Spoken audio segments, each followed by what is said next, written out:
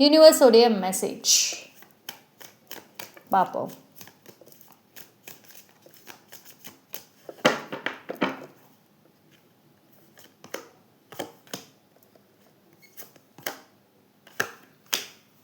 Okay, சரி, ஒரு good news இல்லை ஹாப்பி நியூஸ் அது மாதிரி ஏதோ கூட டைப் பண்ணிக்கோங்க. பிகாஸ் ஒரு நல்ல நியூஸ் இருக்கும்.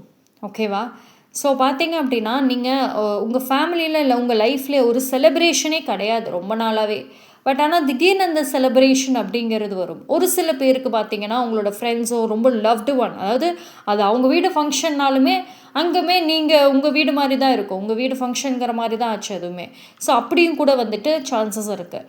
ஸோ ஒரு நல்ல ஃபங்க்ஷன், ஒரு கிராண்டாக, ஒரு நிறைய பீப்புள், நிறைய பேசுகிறது, கம்யூனிகேஷன், அது எல்லாமே வாய்ப்புகள் இருக்கும். ஸோ ரொம்ப நாளாக வந்துட்டு பேசாமல் இருந்த உறவுகளோ சரி, ஃப்ரெண்ட்ஷிப் எதுவாக இருந்தாலும் அது திரும்ப பேசுகிறதுக்கான ஒரு சூழ்நிலைகள், ஒரு சான்சஸ் அப்படிங்கிறது அமையும்.